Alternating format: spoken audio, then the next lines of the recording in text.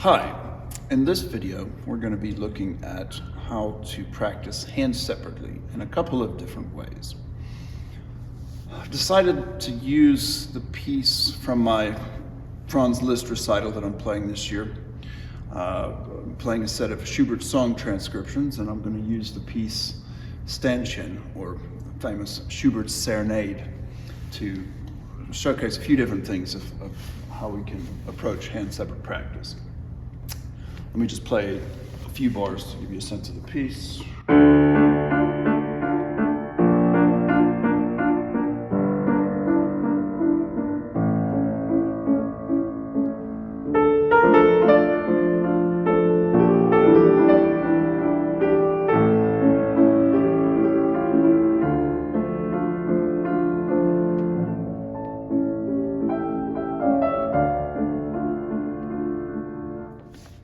Okay. Now, obviously, hand-separate practice, we could sit here and play the left hand by itself.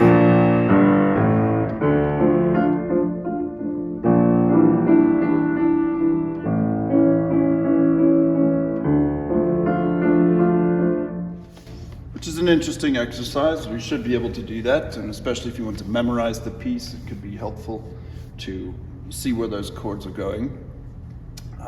The right hand's not very complicated.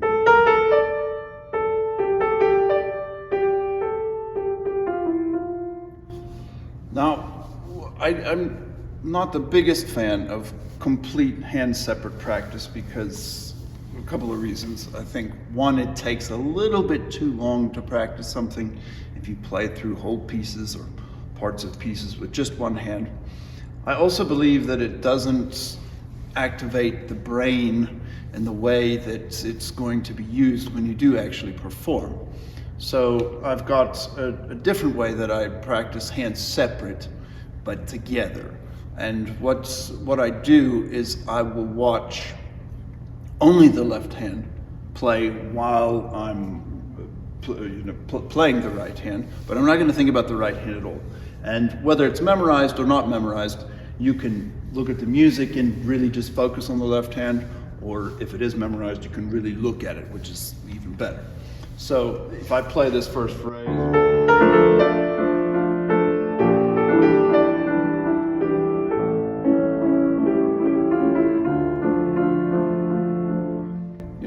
I did not think about any of the right hand notes that I played. They're built into my autopilot, which we'll talk about in a minute. But I just watched these chords.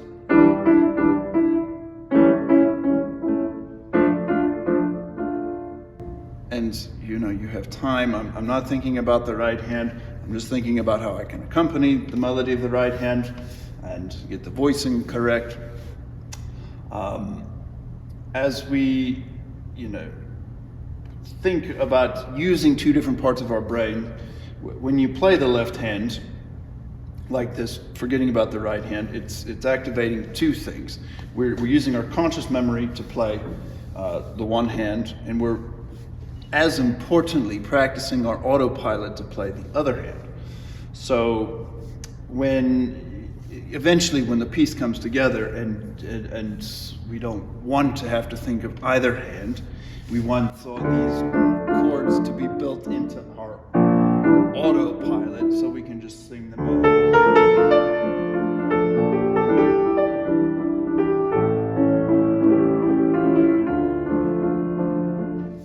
If I do not practice looking at those chords, eventually my brain will sort of filter those details out, and I'll start to make silly mistakes on the inversions. So I always go back to this, sort of once a week, if I know a piece, and just really watch the left hand, watch the right hand as I'm playing together. I'll probably play one of the verses and just watch either hand. Now, when we get to the second verse, is another reason why I don't like to play hands separately. We get the voice in the middle of the other hand. So we have this.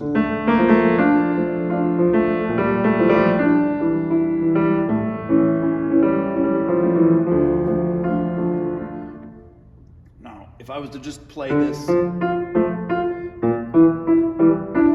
it doesn't look like what it's going to be when the other hand is on top of it. So if I just watch, let's say, the melody,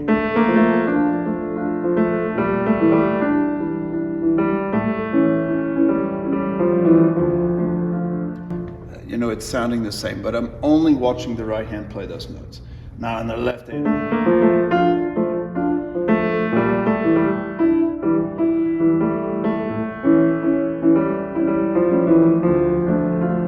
it can be a little bit tricky because the hands are crossing, everything's getting in between, and we just need to know where those notes are going so that in performance we can be free and not really have to think about it.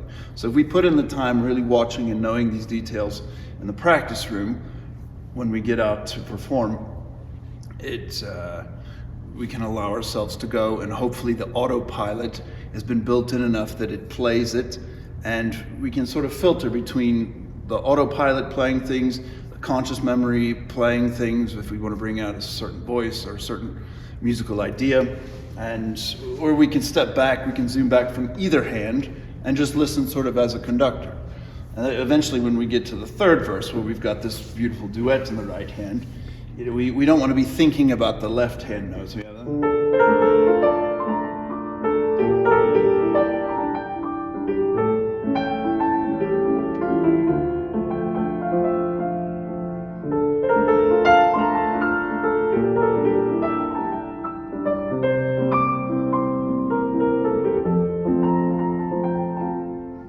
I'm only thinking about the right hand there, but I need to practice once a week. Really watching that left hand.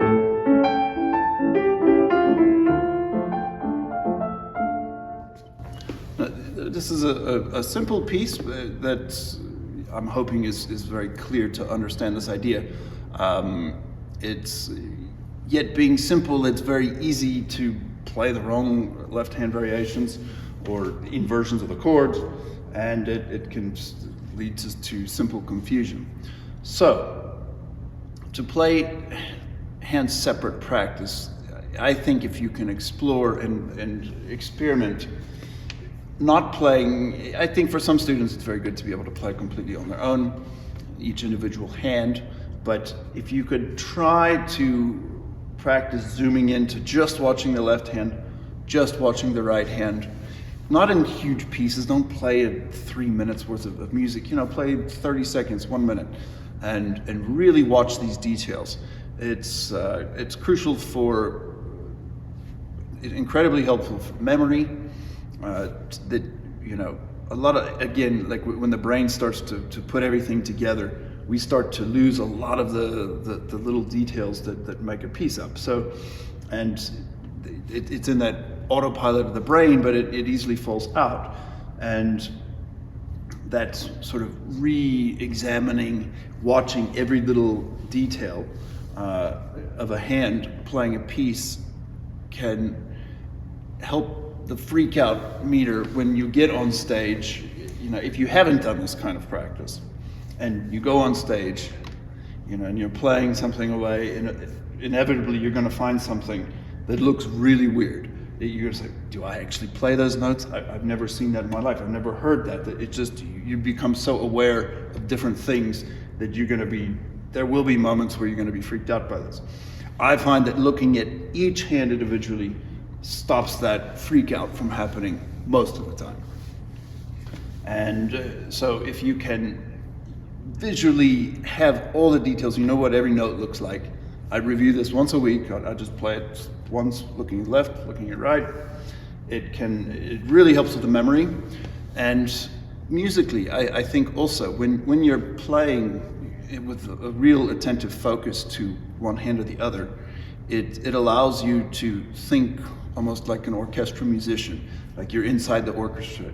You're playing these kind of, this could be violas just yum, bum, bum, bum, playing something simple. And it allows you to think outside of playing the piano, what other instruments could be playing this? How can I imagine some other kind of orchestral force or a vocal source in this piece? We've got, it's a song, so we're going to imitate the voice. But the accompaniment could be a lot of different instruments. And being able to zoom into these things is just a great tool that can help our musicianship and will help our memory.